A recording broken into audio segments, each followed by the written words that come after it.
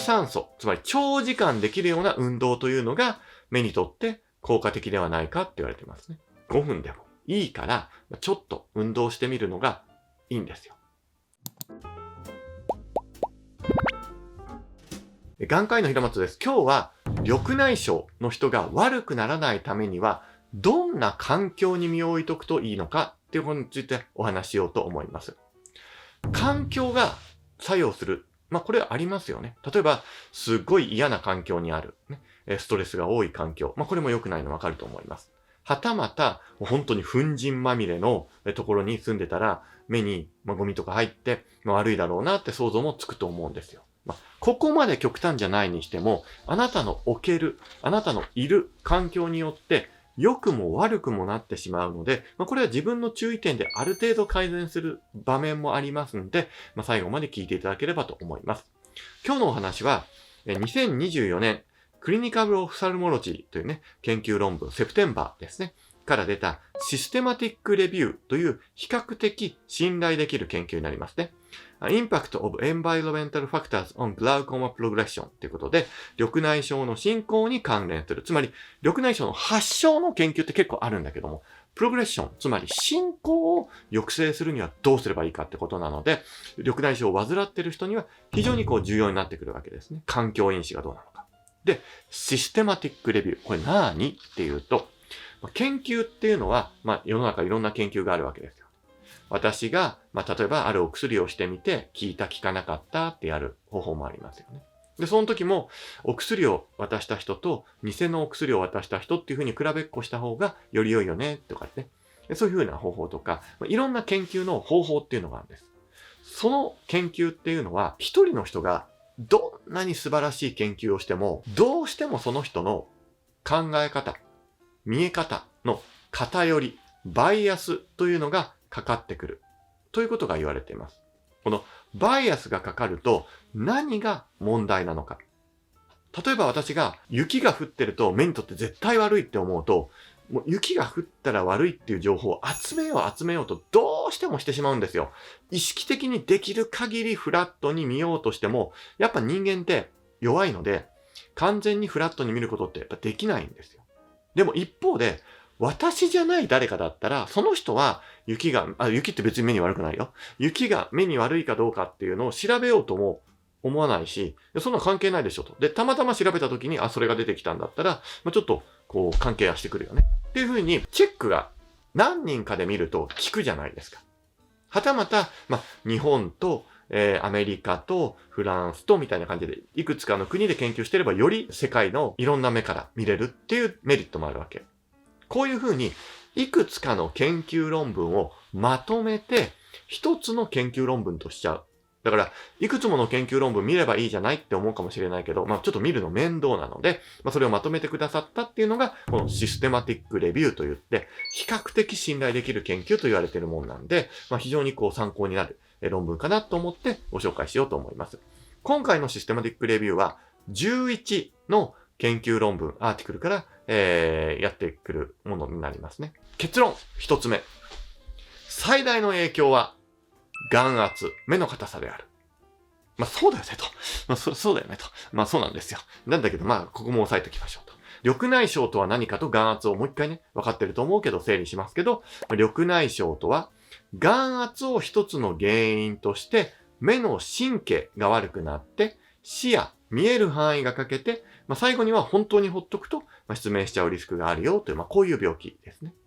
なので、眼圧、目の硬さを下げてあげる。眼圧というのは眼球の硬さですよね。こういう眼球自体がどのぐらいぐにゃぐにゃっと柔らかいのか、すんごい硬いのかっていうのによって、この硬さが目の奥の神経にダメージを与えるので良くないと。だから眼圧は低い方がいい。正常範囲内でもより低い方がいいと言われているのが眼圧なわけですね。で、それを下げるのが最も重要であると。これはね、今までも言われてるし、今更って思うことかなって思います。そして次、有酸素運動、マインドフルネスが有効であるということが今回のシステマティックレビューでも言われました。有酸素運動って何っていうと、運動の中で有酸素運動、酸素を使う運動と無酸素運動、酸素を使わないわけじゃないんだけど、無酸素運動っていうのがあります。すごくシンプルに言うと、有酸素運動っていうのが歩くとか、ジョギングとか、そういう感じの運動になりますね。だから、長い時間続けてもできる。例えば歩くのを、3時間歩くのは、辛いけど、できなくはないじゃないですか。ね。なので、長時間続けることがある程度できるってことです。無酸素運動っていうのは、瞬発力ですよ。100メーター走ぐらいにガーッと走るみたいなとか、はたまた筋肉トレーニングですね。バーベル上げるであるとか、スクワットするであるとかですよね。バーベル上げるのを使って休んで、ちょっと使って休んでってやって筋トレ1時間2時間する人はいますよ。でも、ずーっと上げ続けて3時間やる人っていないじゃないですか。つまり、短期間しかできない。それは酸素を使うのがあまりなくてやるって感じですね。この中の無酸素ではなくて、有酸素、つまり長時間できるような運動というのが目にとって効果的ではないかって言われていますね。ちなみに、今回の研究ではなく、これまでのね、私がいろいろご紹介している中で言うのが、30分を週3回、90分ぐらい合計やると、より良いんじゃないかと。いや、そんな90分も時間取れないよと。私は忙しいんだ。そんな人たくさんいると思います。じゃあどうすればいいの？別に、有酸素だからといって、30分やらないと意味がないわけじゃないの。それが5分でも、1分短すぎるけど、5分でもいいから、ちょっと運動してみるのがいいんですよ。例えば、普段だったら、エレベーター、エスカレーター使ってしまうのを階段使ってみるであるとか、ちょっと余計に歩いてみるであるとか、それでもあなたにとって効果があるというふうに思ってくださって結構ですね。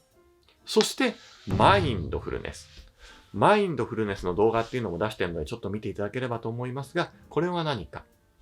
今、ここに集中して空気、いわゆる呼吸ですね。呼吸に集中して意識を余計なところに持っていかないというものになります。吸って、吐いて。